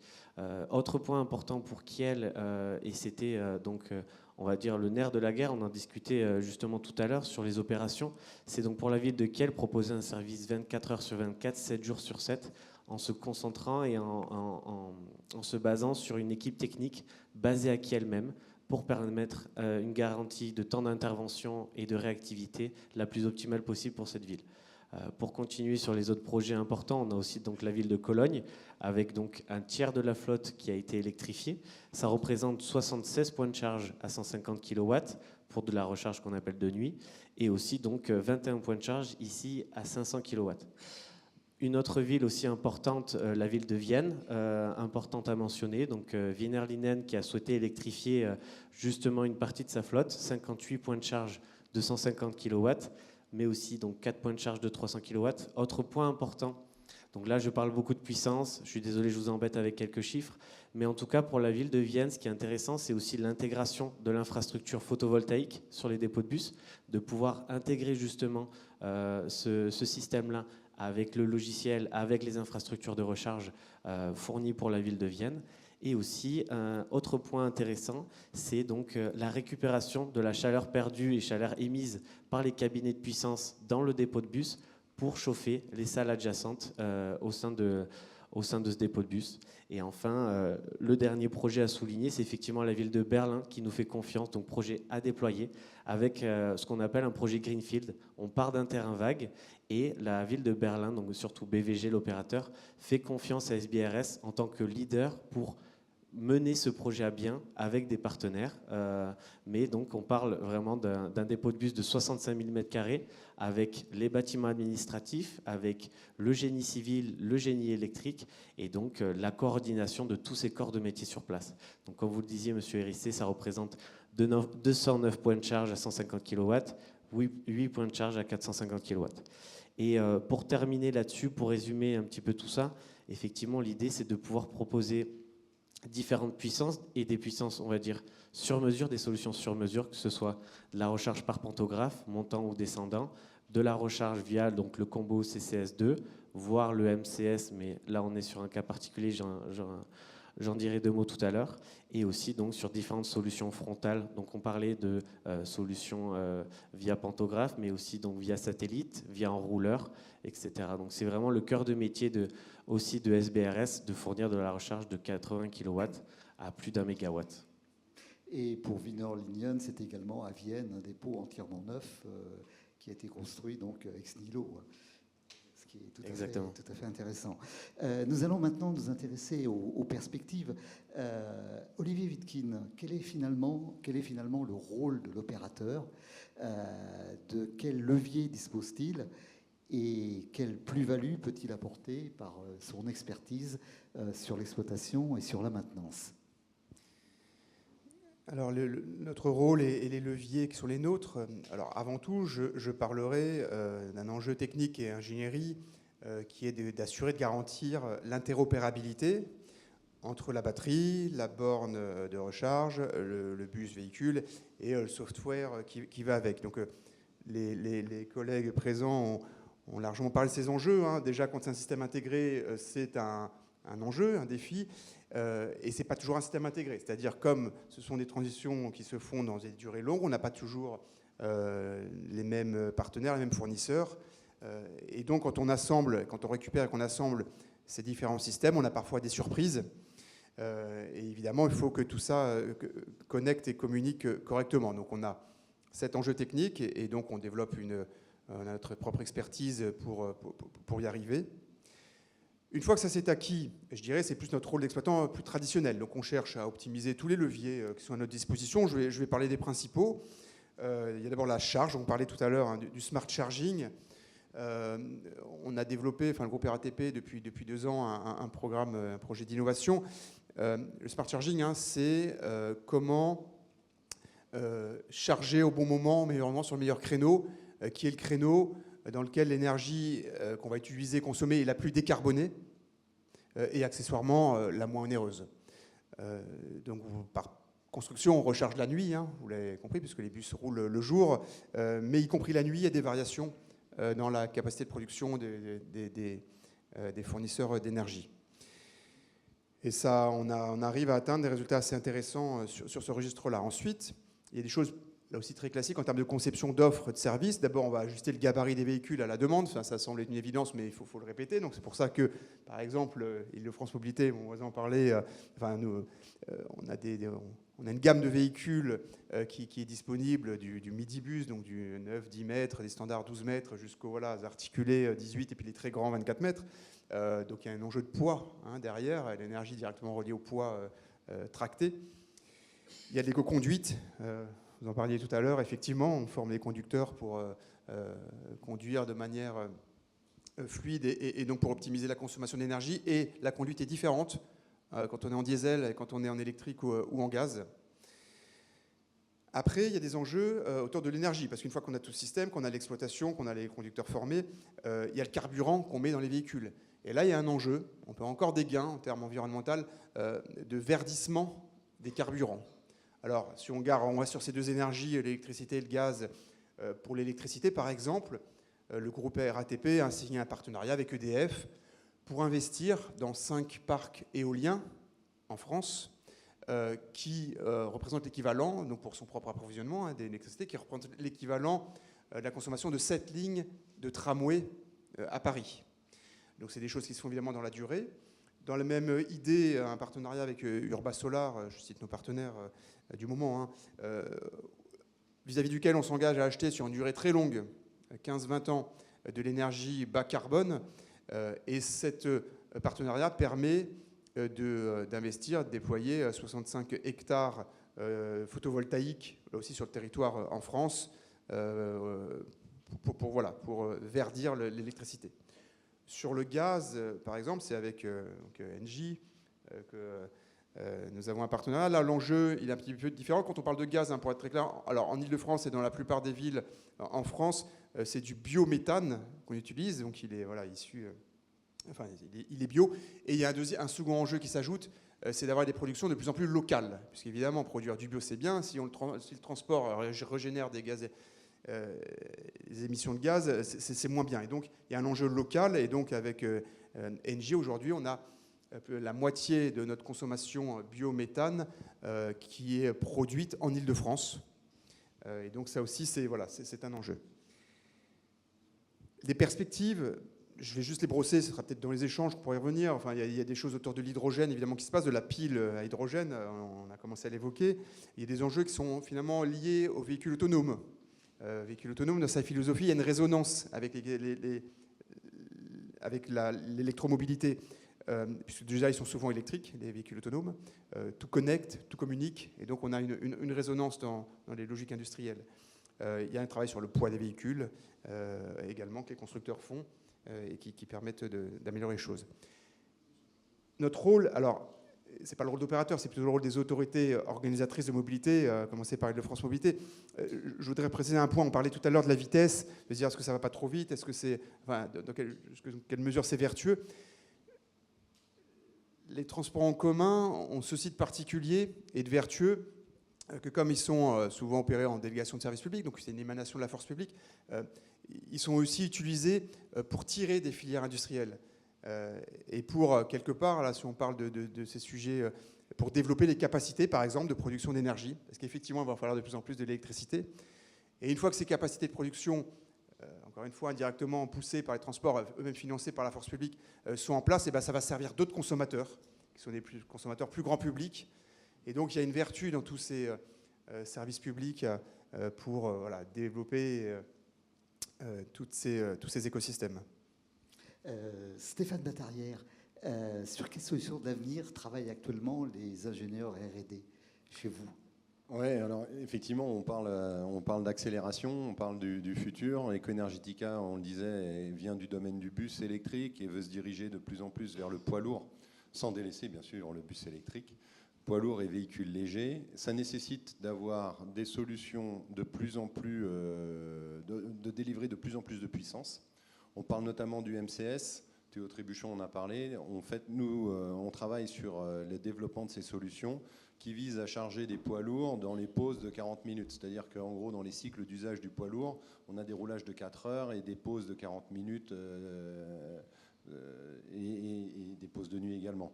C'est la pause de 40 minutes qui est la plus dimensionnante. L'idée est de charger à 800 kW, 1 méga et au-delà, 1 mégawatt dans les 2 prochaines années. Dès l'année prochaine, on sort le MCS Et ensuite, ça dépendra aussi du temps de déploiement des poids lourds équipés de MCS. Mais en tout cas, les solutions techniques de recharge seront là l'année prochaine.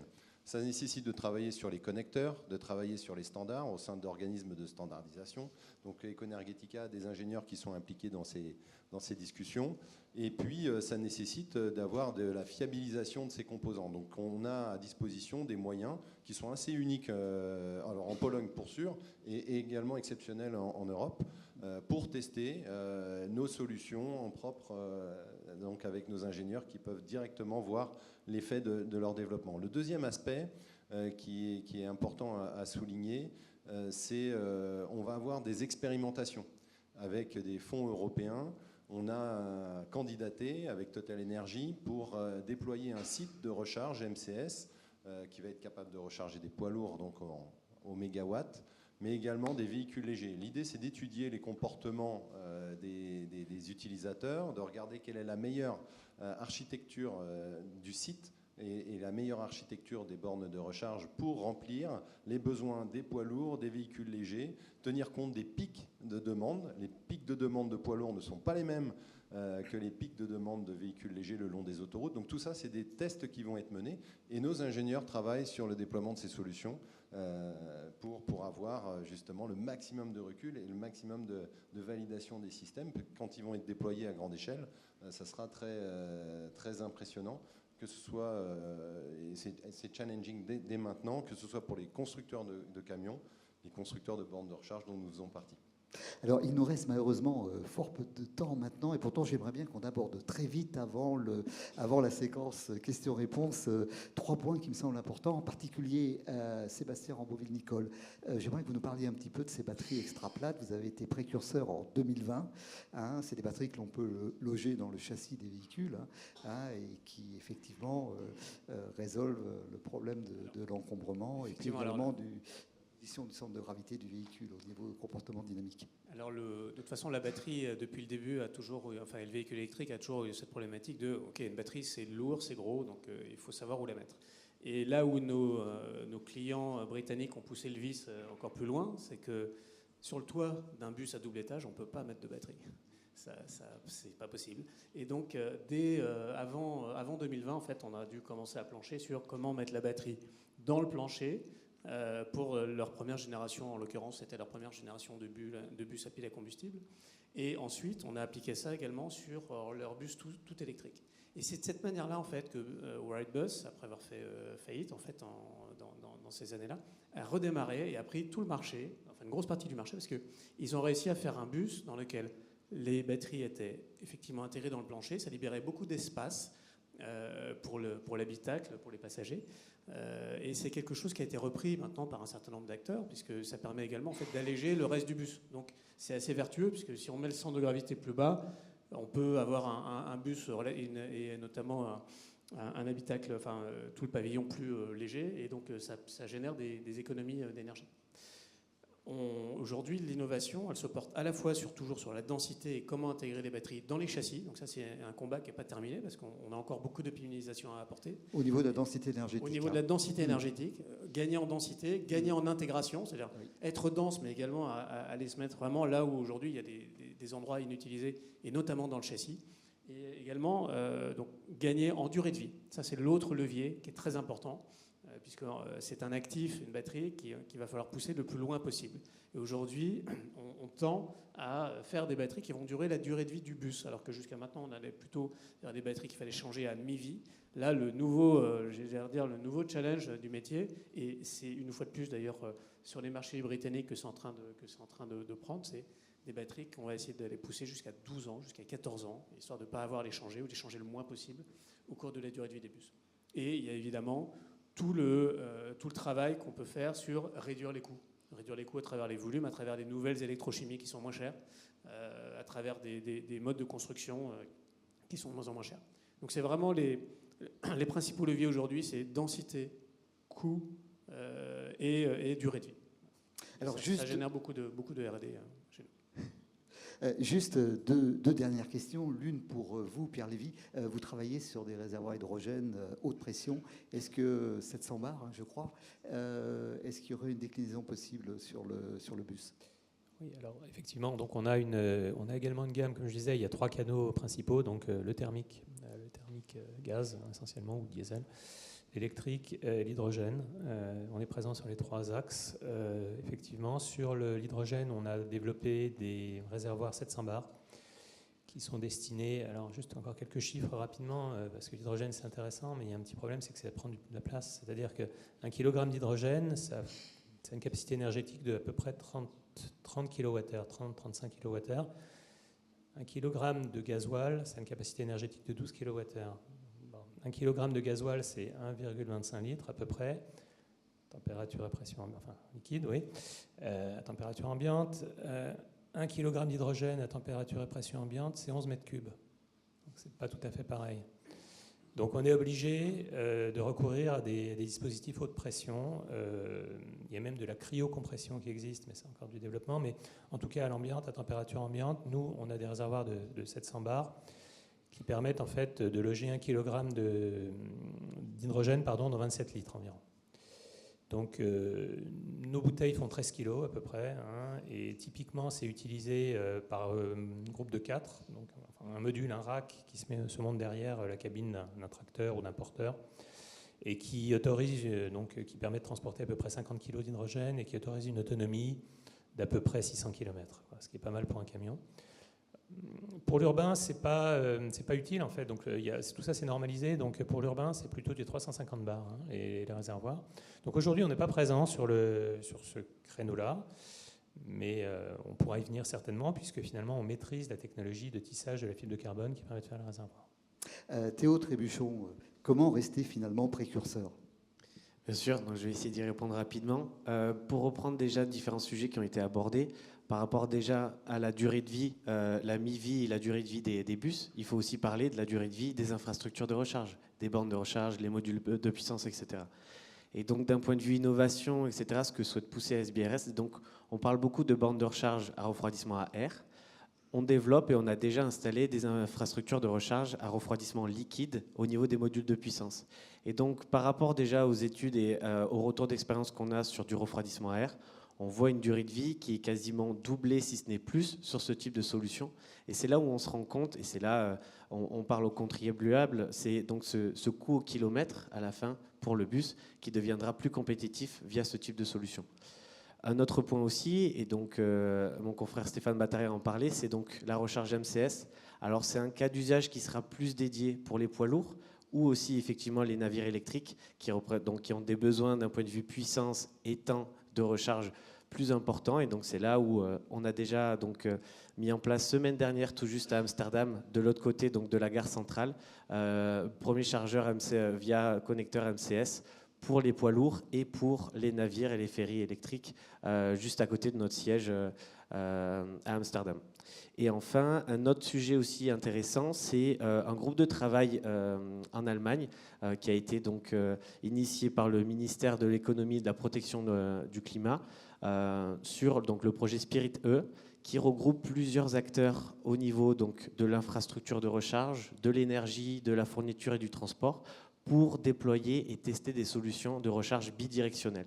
Donc on en parlait, le smart charging est une chose, mais derrière ça va être une flotte de bus complète, ça représente des dizaines, voire des centaines de mégawattheures disponibles. Et il faut pouvoir l'optimiser et l'utiliser à bon escient, justement lors des pics, on va dire, de prix de l'énergie pour en faire quelque chose. Et donc c'est des sujets qu'on développe donc, en Allemagne pour cette partie-là et qu'on va déployer justement à l'avenir partout en Europe. De manière à avoir le coût d'exploitation le plus petit possible. Exactement. On sait tous, c'est finalement l'énergie derrière qui est le plus important. Et donc, plus on aura en fait une expertise sur ce coût de l'énergie, plus on sera capable d'exploiter de manière optimale ce type de solution. Bien, alors maintenant le temps est venu de donner la parole à l'auditoire. Qui aurait une question à poser à nos intervenants ? Merci de vous présenter brièvement avant de poser votre question. Oui, bonjour, Gilles Laon. Je travaille chez Engie pour le coup. dans l'énergie, alors plutôt dans l'hydrogène. Mais j'avais une question sur la partie batterie, parce qu'on parle de batterie française, et j'ai souvenir que Tesla, effectivement, utilise des batteries Panasonic ou des cellules Panasonic. Vous êtes sur quel type de cellules? C'est les cellules françaises, et la France fait les cellules, ou c'est les cellules étrangères? Forsy Power, vous répondez. Et après, la question, c'est quelle est la part apportée par Forsy Power sur le coût global de la batterie? C'est en pourcentage? Est-ce que vous représentez 40%, 50% du coût global en valeur ajoutée, ou est-ce que c'est la totalité? Alors, dans la mesure où... non. Allô? Ouais. Donc, aujourd'hui, les cellules électrochimiques, donc vous avez cité Panasonic, par exemple, c'est un fournisseur parmi d'autres. Aujourd'hui, la grande majorité, pour ne pas dire la totalité des cellules électrochimiques aujourd'hui produites dans le monde, sont produites en Asie. Donc, malheureusement, effectivement, on ne s'approvisionne pas aujourd'hui en France. On s'approvisionnera demain en France quand il y aura des fabrications en France. Aujourd'hui, il y a un principal fabricant de cellules en France, mais il garde ses cellules pour ses propres usages. Donc ce ne sont pas des cellules qui sont à disposition. Mais il y a un mouvement aujourd'hui de localisation des productions de cellules en Europe en général. Donc il y a beaucoup de projets qui ne sont pas en France. Il y a également des projets qui sont en France, vous en avez entendu parler, toutes les gigafactories qui vont plutôt s'installer dans le nord de la France. Donc on est effectivement en discussion avec tous ces acteurs-là pour être en mesure justement d'aller s'approvisionner au plus près de nos sites de production.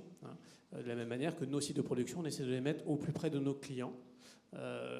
Pour être déjà résilient face aux problèmes d'approvisionnement, et aussi parce que ce sont des matières qu'on appelle des matières dangereuses, qui sont relativement difficiles et chères à transporter. Donc plus il y aura de fabrication locale, mieux on se portera. Voilà. Et donc effectivement, ces éléments-là représentent une part... non, alors ça va dépendre des technologies, ça va dépendre des systèmes que nous fabriquons, mais ces éléments-là, à eux seuls, déjà, représentent souvent entre 40 et jusqu'à 60% parfois de la valeur du système d'un point de vue, enfin des coûts du système. Après, la valeur ne se limite pas à l'énergie qu'on embarque dedans. Nous, on conçoit l'ensemble du système, l'ensemble des composants d'un système de batterie, c'est-à-dire notamment tout ce qui est casing, toute l'électronique qu'on design nous-mêmes et on fait tout le logiciel embarqué également dans nos électroniques de contrôle. On fait l'assemblage sur nos sites de production en France. Et on fait tous les développements sont faits dans nos centres de développement, principalement situés en France. Donc la valeur ajoutée, elle doit quand même pas se situer à 50%, puisque déjà la cellule peut représenter jusqu'à ça, et puis qu'il y a d'autres composants, mais ça représente plusieurs dizaines de pourcents. Oui. Ça va dépendre des systèmes. Une autre question ? Oui, Laurent Ferté, je suis conseiller en investissement financier. Et donc la question que je me posais, c'est on a tous des smartphones et il faut les recharger de plus en plus souvent. Donc est-ce que vous allez être obligé de changer les lignes, de mettre des chargeurs sur les lignes? Est-ce que vous allez être obligé de déplacer les entrepôts à la fin? Est-ce que vous pourriez m'éclairer? On a eu ces questions au tout début de l'électrification, on parle du réseau RATP. Aujourd'hui, ce n'est plus le cas. Les autonomies des batteries nous permettent d'assurer l'exploitation d'une ligne quasi normalement, voilà, sans changer le dépôt ni la ligne. Au tout début, donc il y a plusieurs années, effectivement, on devait jongler très finement, on mettait les bus électriques sur les lignes les plus courtes pour pouvoir, pour ne pas finir en panne sèche en fin de journée. Mais aujourd'hui, l'autonomie est suffisante. Une autre question ?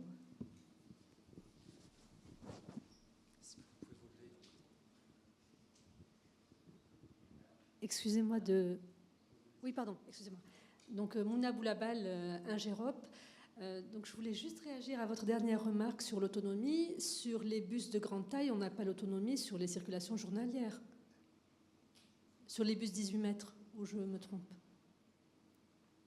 Si. Alors, dans les séries qui sont achetées, mais alors je parle au nom d'Île-de-France Mobilité, qui est maintenant le nouveau propriétaire. Hein. Mais je peux répondre, voilà. Mais ouais. Je parle en son nom. Aujourd'hui, les commandes qui sont faites prévoient des autonomies de batterie et des puissances, des capacités charge qui amènent l'autonomie. On est autour des 200 km, y compris pour les articulés. Bon, d'accord. Donc moi j'avais une question générale sur, on a parlé tout à l'heure d'écosystèmes, monsieur de la RATP, vous aviez parlé aussi des péripéties qui ont été vécues sur l'Île-de-France avec l'électrification. la question que je me pose, c'est comment faire au mieux pour conseiller les collectivités dans leurs acquisitions de bus électriques d'une part et d'infrastructures de recharge d'autre part. Est-ce que le modèle d'une ville en Allemagne, je crois tout à l'heure, où vous faites le dépôt de manière intégrée, donc il y a un intégrateur qui coordonne le tout et c'est simple, ou bien la méthode où la collectivité achète des bus d'une part, s'occupe des chargeurs d'autre part, et puis paf, le chargeur il n'arrive pas, la société qui fait les chargeurs n'est pas compatible avec les bus ou n'arrive pas dans les bons temps. Est-ce que c'est des choses qui se passent ? Est-ce qu'il y a des difficultés d'approvisionnement des chargeurs ? Est-ce qu'il y a des problèmes de coordination de temps ? Voilà, c'est un élément de complexité. Je voulais savoir si en Ile-de-France, il y a une expérience là-dessus, un acquis, un retour d'expérience là-dessus. Olivier Wittgen. Je pense que mes autres intervenants pourront également compléter. Mais je crois que ce choix-là, il dépend avant tout des systèmes de gouvernance des différents pays. Vous le savez, en France, c'est le modèle de la DSP, qui, depuis 150 ans, ça a commencé par l'eau à Lyon en 1868. Et donc, c'est des choix, enfin, je veux dire, il y a des choix qui sont avant tout des choix de gouvernance, c'est ça que je veux dire. Après, d'un point de vue technique, je pense qu'on a, à ma connaissance, jamais, je parle en France, je ne vais pas au-delà de la France, rencontré ce type de problématique. Il y a quand même un certain nombre de référentiels et de standards qui permettent un minimum d'interopérabilité. Donc, à ma connaissance, on n'a jamais rencontré une difficulté de cet ordre. Et en temporel, ma réponse était un peu celle de tout à l'heure, c'est-à-dire que la force des autorités organisatrices, c'est le temps long. Donc c'est la capacité à projeter, à programmer. Et je connais peu l'autorité organisatrice qui, sur un coup de tête, vont dire l'an prochain, je veux vous changer tous mes bus ou toutes mes bornes. Enfin, donc cet écueil-là me semble théorique. Peut-être pour compléter côté bornes de recharge, il y a d'autres sujets que les bornes de recharge qui créent un planning, qui peuvent allonger le planning. La puissance à installer sur un site, par exemple, c'est des questions qui sont d'ordre 1. Pour donner 2 exemples, Rouen a commandé l'été dernier, à la fin de l'année, les chargeurs étaient installés. Et Strasbourg, ça date de décision février, et cet été, ça sera installé. Donc ça donne quelques éléments de réponse. Le chargeur n'est pas sur le chemin critique du planning. Une autre question ? J'aimerais juste rajouter quelque chose par rapport à ça, oui. Notamment par cette vision système. Alors effectivement, il y a un sujet, et ce qui est intéressant, c'est que, donc là je parlais de villes en Allemagne, mais on le voit déjà entre les différentes métropoles en France, elles ont toutes un stade d'avancement différent sur cette réflexion-là et sur ce projet d'électrification. Et donc, comme on le disait tout à l'heure, l'objectif, c'est d'arriver avec une solution sur mesure pour chaque métropole. Et donc, certaines métropoles auront déjà cette vision, on va dire, plus long terme, plus évolutive, et donc se permettront d'arriver avec un projet complet et d'être capable donc de segmentariser, on va dire, les différents lots. Et on aura d'autres métropoles qui seront peut-être un petit peu plus en arrière, un peu plus dans ce stade toujours de réflexion. Et c'est là, arriver avec un interlocuteur, on va dire, un seul interlocuteur, une seule personne en façade, pour développer et accompagner en fait dans ce projet d'électrification, qu'on a vraiment cet intérêt-là. Donc effectivement, ces différents sujets. Après, voilà, la fourniture d'énergie en est un gros aussi. Donc finalement, c'est en fonction des métropoles, en fonction des ambitions de chaque ville, qu'on peut trouver ensemble la bonne solution. Pierre Lévy, vous vouliez une question à vous poser, oui. Donc on a vu que, j'ai dit qu'en 2022, les transports publics de personnes ont pesé pour à peu près 7,5 TWh d'énergie. Okay. Produits pétroliers. Donc, alors, produits pétroliers, ça veut dire qu'on a un moteur thermique, donc on n'a pas un rendement fameux. Donc, si on passait l'électrique, ce serait un peu moins de puissance quand même, mais disons même 5 TWh. Est-ce que le réseau électrique français est capable de faire passer 5 TWh dans ces artères comme ça ? Si ce n'est pas le cas, quel est le coût d'investissement pour avoir un réseau qui peut faire passer 5 TWh ? Et ultérieurement, 288 TWh, puisqu'on a vu que les voitures, c'est 288 TWh. On a un réseau pour faire passer ça ? Indépendamment du nombre de centrales nucléaires qu'il va falloir construire, parce que ce n'est pas les éoliennes et l'énergie solaire qui vont alimenter ça. On risque d'avoir quelques soucis. Non. Je ne vais pas savoir répondre à la question directement, c'est-à-dire sauf si quelqu'un là a la réponse. Par contre, moi, je peux vous dire en tant que transporteur public que le réel enjeu, c'est que les 288 TWh des voitures particulières, elles passent dans les 7,7 du transport public et on aura résolu une bonne partie de l'équation. C'est la meilleure idée, oui, c'est sûr. Une autre question? Oui. Pardon, excusez-moi. Faut que vous me regardiez. Bonjour. Alors déjà, merci pour l'organisation de cette réunion, de ce temps d'échange, qui est très intéressant. Je suis Dominique Toraillé, je travaille à la direction des transports du département de Seine-et-Marne.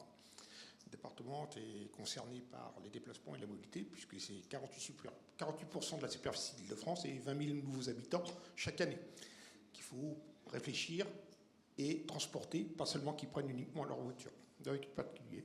On voit bien en Île-de-France qu'il se dessine deux énergies différentes, on va dire, en milieu urbain et sur le RATP, l'électrique, et en milieu interurbain sur l'autocar, notamment sur Seine-et-Marne, où l'Île-de-France Mobilité a fait le choix du bio-GNV. Par contre, sur l'électrique, j'avais deux interrogations. C'est d'une part la durée de vie des batteries, parce que sur l'amortissement d'un véhicule, on va dire sur un autobus entre 8 et 10 ans, c'est est-ce que les batteries, combien de temps ça dure? Et surtout aussi, c'est sur le recyclage. Qu'en fait-on des anciennes batteries? Est-ce qu'elles sont recyclées? Est-ce qu'on peut bien les recycler? C'est un véritable problème pour les véhicules particuliers. Qu'est-ce qu'il en est pour les bus? Merci. Alors, je vais prendre la question. Donc, sur les durées de vie, on est déjà dans les générations actuelles sur des durées de vie qui vont de 8 à 10 ans, et parfois plus, ça va dépendre de l'usage. Donc, effectivement, et c'est en fait une nécessité pour effectivement aboutir à ce qu'on appelle un coût total de possession qui soit rentable pour un bus électrique. Donc, on est sur ces durées de vie, et en fait, on se rend compte à l'usage, parce que finalement, ça fait pas si longtemps que ça qu'on a commencé à déployer, que les batteries vieillissent moins vite que ce qu'on avait anticipé. Donc si ça se trouve, ça va aller plus loin. Typiquement, on a lancé des batteries il y a quelques années, on avait prévu d'être à tel niveau, et finalement, on a moins vieilli que prévu. Donc ça, c'est une première réponse. Les batteries, en l'occurrence, et l'ensemble de la chaîne de valeur des batteries, se doit d'être recyclable, c'est très encadré. Donc nous, aujourd'hui, on atteint jusqu'à des taux de 95% de recyclabilité. Donc ça, c'est de toute façon très encadré de manière réglementaire. Mais avant... surtout, ce qu'on travaille aujourd'hui, c'est ce qu'on appelle la seconde vie des batteries. Donc, vous l'avez mentionné tout à l'heure. C'est que souvent, on estime que la batterie a atteint sa fin de vie quand elle a perdu 20% de capacité. Pourquoi on a déterminé 20%? En vrai, ça peut être 30%, mais c'est quand elle a perdu suffisamment d'autonomie pour que le véhicule ne fasse plus le même métier qu'avant. Il ne fait plus le même job, il ne peut plus faire la même ligne. Donc soit on se pose la question d'aller réformer le véhicule, d'aller le mettre sur un autre circuit, soit on se pose la question d'aller garder le véhicule, de lui changer sa batterie, mais d'aller utiliser ces batteries dans un autre usage. Ces usages, ils commencent à naître aujourd'hui.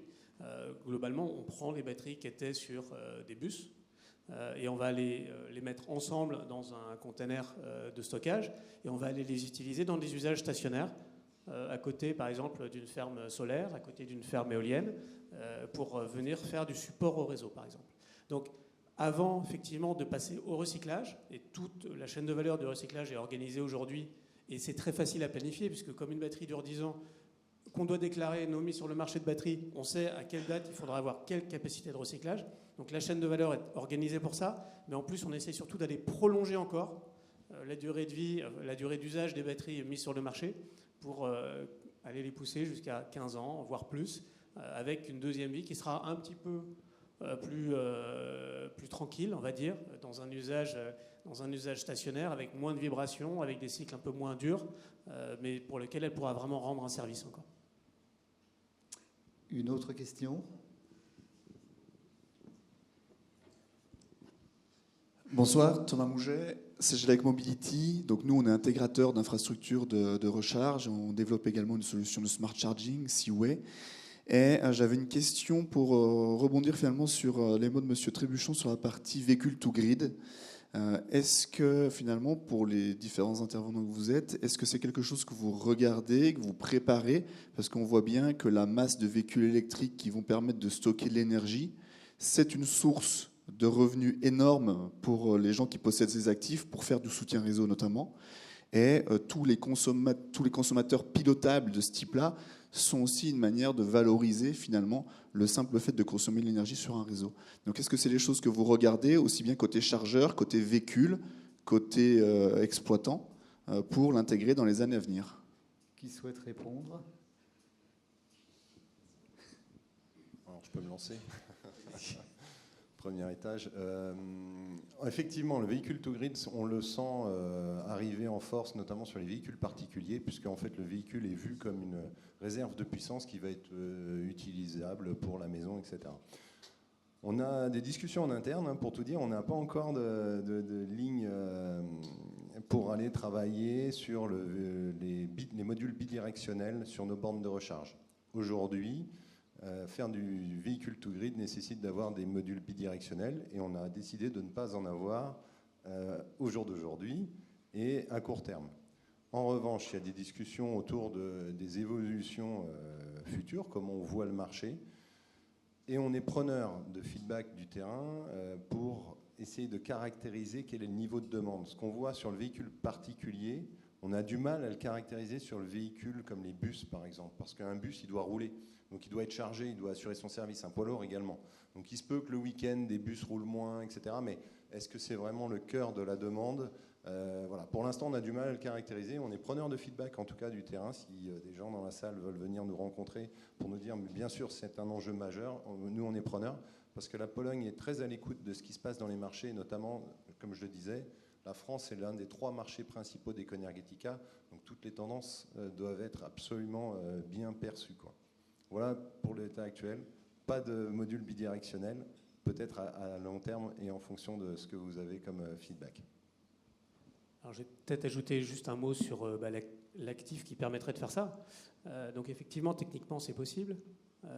Et effectivement, un véhicule, un bus électrique, c'est entre 350 et 500 kWh de batterie embarquée.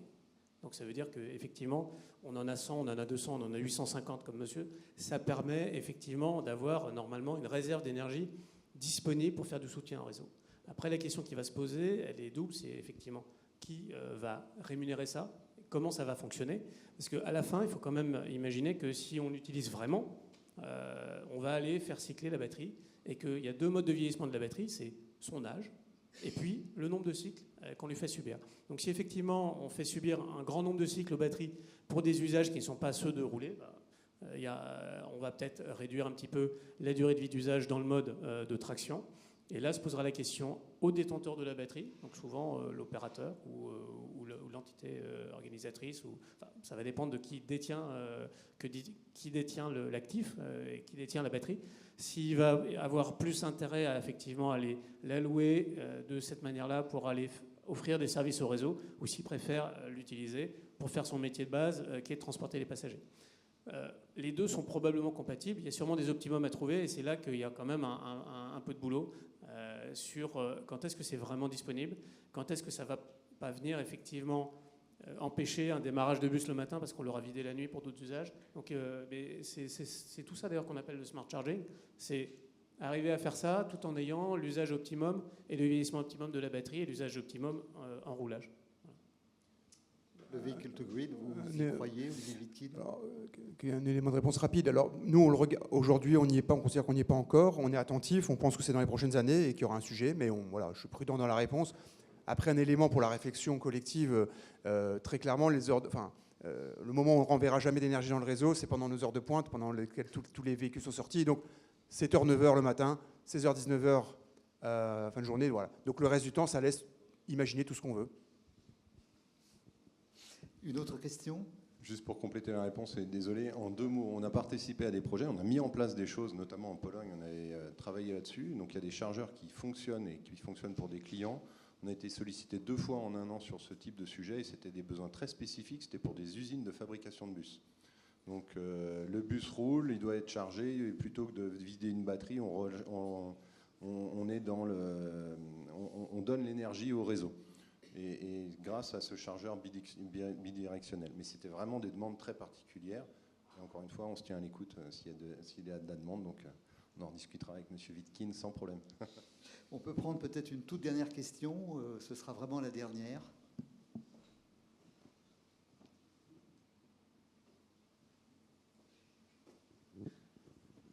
Oui, tout à l'heure, il y avait une question donc Gilles Aron, encore excusez-moi, NJ. Tout à l'heure, vous posiez une question sur le 7,5 TWh. Donc, il y a 56 réacteurs nucléaires en France, 425 TWh pour le total. Donc, ça représente grosso modo l'activité d'un cœur nucléaire. le 7,5 TWh. Par contre, la question, c'est quand on est l'hiver et que tout le monde tire sur le réseau, est-ce que le réseau accepte que tout le monde tire en même temps? Et là, je n'ai pas la réponse, mais par contre, la question que je voudrais poser, c'est de dire, est-ce que le bus, lui, peut se passer de charger éventuellement une journée ou différer son point de charge? Et ça, c'est là où on va avoir peut-être la question. Clairement non. Donc on recharge tous les jours. Voilà, la question de Madame Nagerop, oui, on peut tenir la journée, mais pas plus. Hein, donc Puis évidemment, c'est en hiver que tout le monde veut prendre le bus parce que c'est moins grave de marcher à pied. Voilà. C'est sûr. Bien, nous sommes arrivés au terme de cette conférence. Avant que l'on se quitte, je souhaiterais remercier nos intervenants de ce soir. Vous remercier aussi, chers amis présents dans cette salle. Remercier celles et ceux qui nous auront regardés sur Internet. J'espère vous retrouver pour une prochaine conférence de VRT. D'ici là, bonnes vacances. Le plus important, portez-vous bien et à bientôt.